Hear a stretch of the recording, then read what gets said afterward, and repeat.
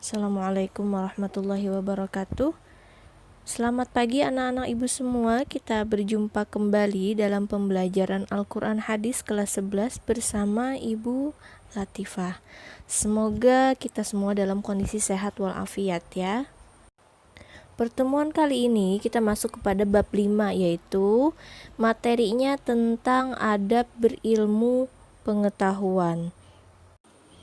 Baiklah, mari kita masuk kepada pembahasan yang pertama, yaitu surah At-Taubah ayat 122. Silakan anak-anak menyimak bacaan ibu. A'udzubillahi minasyaitonirrajim.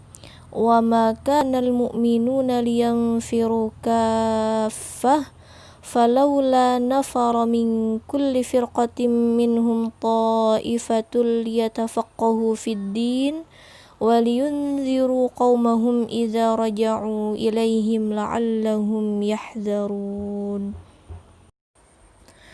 Artinya, tidak sepatutnya bagi mukminin itu pergi semuanya ke medan perang. Mengapa tidak pergi dari tiap-tiap golongan di antara mereka, beberapa orang untuk memperdalam pengetahuan mereka tentang agama, dan untuk memberi peringatan kepada kaumnya apabila mereka telah kembali kepadanya, supaya mereka itu dapat menjaga dirinya.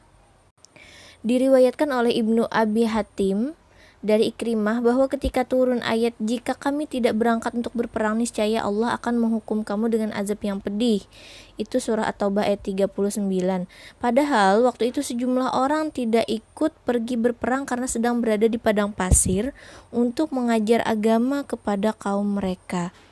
Nah, sehingga beberapa orang munafik mengatakan, celakalah orang-orang yang berada di padang pasir itu karena mereka tidak ikut berperang, sehingga turunlah ayat surah At-Taubah ayat 122 ini, bahwa memang sepatutnya tidak semua orang ikut berperang, tapi ada juga orang yang harus tinggal untuk mengajarkan ilmu agama agar bisa memberi peringatan kepada kaumnya. Kemudian yang kedua adalah surah Ali Imran ayat 190 sampai 191. Inna fi khalqis samawati wal ardi wa ikhtilafil laili wan nahari la ayatil li ulil albab alladzina yadhkuruna Allaha qiyaman wa qu'udan wa 'ala junubihim wa yatafakkaruna fi khalqis samawati wal ardi Rabbana ma khalaqta hadza batilan subhanaka faqina adzabannar. Artinya, sesungguhnya dalam penciptaan langit dan bumi dan silih bergantinya malam dan siang terdapat tanda-tanda bagi orang yang berakal, yaitu orang-orang yang mengingat Allah sambil berdiri atau duduk atau dalam keadaan berbaring, dan mereka memikirkan tentang penciptaan langit dan bumi seraya berkata, Ya Tuhan kami, tiadalah Engkau menciptakan ini dengan sia-sia. Maha suci Engkau, maka peliharalah kami dari siksa neraka. Tujuan dari ayat ini adalah sebagai pembuktian tauhid, keesaan dan kekuasaan Allah, di mana hukum-hukum alam yang melahirkan kebiasaan-kebiasaan pada hakikatnya telah ditetapkan dan diatur oleh Allah.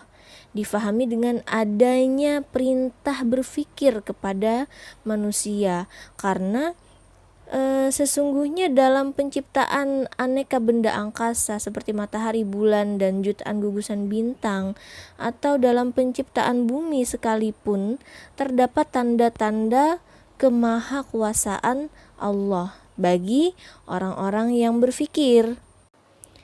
Di sini Al-Quran memperkenalkan satu kategori lagi dalam dunia keilmuan, yaitu adalah berfikir atau ulul albab. Ulul albab adalah orang-orang yang memiliki akal yang murni sehingga tidak akan memiliki kerancuan dalam berfikir ya.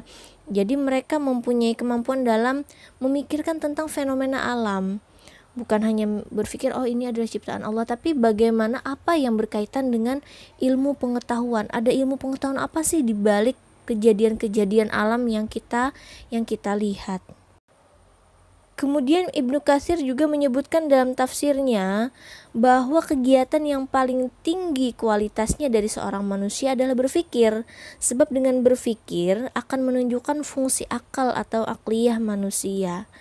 Karena dengan aktivitas berpikir itu akan melahirkan beragam temuan yang merupakan bagian dari pengungkapan rahasia keagungan ilmu pengetahuan, ilmu Allah melalui fenomena-fenomena alam. Baiklah anak-anak ibu, itu tadi penjelasan tentang kedua ayat yang sudah kita pelajari. Sampai di sini dulu pembelajaran kita hari ini. Semoga bermanfaat. Terima kasih yang sudah berhadir. Wassalamualaikum warahmatullahi wabarakatuh.